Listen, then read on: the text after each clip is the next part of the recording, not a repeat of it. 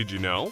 The Japanese word kata describes the correct form or look of something. The word's existence partly explains why imagery of certain objects and symbols in Japan are so consistent across different pieces of media. For example, a cantaloupe melon in Pac-Man, Yoshi's Story, and Full Metal Alchemist all look very alike. They're all whole with a T-shaped stem, despite there being many ways to present a cantaloupe. Speaking of cantaloupes, you may have noticed the fruit has a high value in retro games from Japan. A kind of melon in Japan called crown melons are often given as luxury gifts, thanks to the way they're grown. These melons can take 100 days to grow and are individually cared for the entire time. Although each plant can produce many melons, the fruits are discarded one by one as they grow until only the best melons are left. This means that one plant usually produces a single melon. The fruits are watered and dried to bring out a visually appealing crack pattern on their skin, and each melon is massaged and polished by hand. Although the average melon produced this way only sells for about $100, 2 crown melons sold in May of 2019 went for roughly $45,000 at auction. This is why in Yoshi's Story, although every kind of Yoshi has a favorite fruit, they all love cantaloupe, and players are awarded 100 hearts per melon. You may also have noticed that eggplants have a low value in retro Japanese games. This can be seen in games like Taito's Rainbow Islands, where eggplants are the second lowest valued item in the game. This is because there's a stigma among Japanese children that eggplants are gross, similar to the perception of broccoli by Western kids. Japanese culture has also affected how some foods are depicted in video games. Although apples are often red or green, they sometimes have a two-tone design in games, like in Super Mario World and Animal Crossing. These are Fuji apples, which are usually red on top and yellow underneath, and larger than most apples. They're a hybrid species developed by Japan's Tohoku Research Station in the 1930s and are a mix of Red Delicious and Old Virginia Rawls genets. Another fruit that's fairly popular in East Asia but uncommon in the West is the persimmon. If you've never eaten one before, persimmons are said to taste similar to apricots and honey with a tea-like aftertaste. Persimmons have been featured in games like Animal Crossing New Leaf, Pikmin 3, and Sekiro Shadows Die Twice. They're also what the designs of the Goombrats from New Super Mario Bros. U are based on.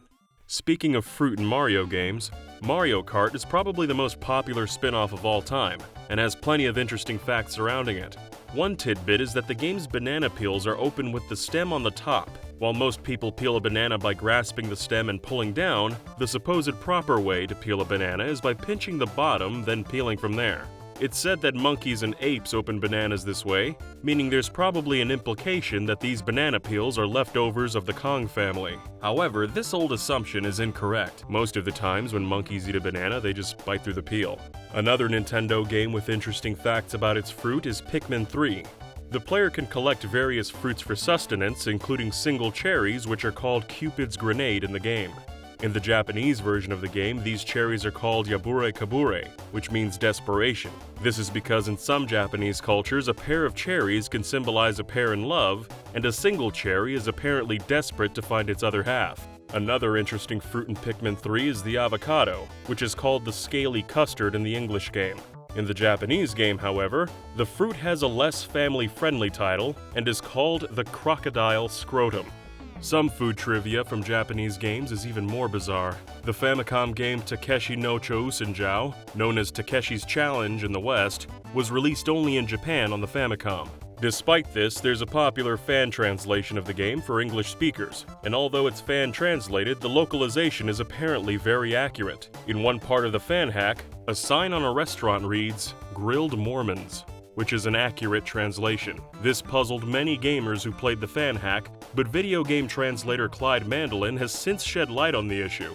On his site legendsoflocalization.com, Mandolin explained that some restaurants in Japan serve beef and pork offal, the animal's organs, which is called horumon in the region. The sign in Takeshi's Challenge replaces the H with an M, turning it into morumon, or Mormon.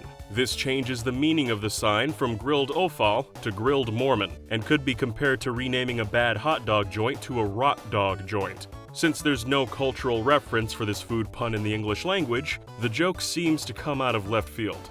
Some game releases were directly affected by the food industry. One example is Parappa the Rapper 2 and Ape Escape 2001, which both took part in a deal with McDonald's, but not for the game's final releases. Demo discs featuring the two games were sold by McDonald's in Japan.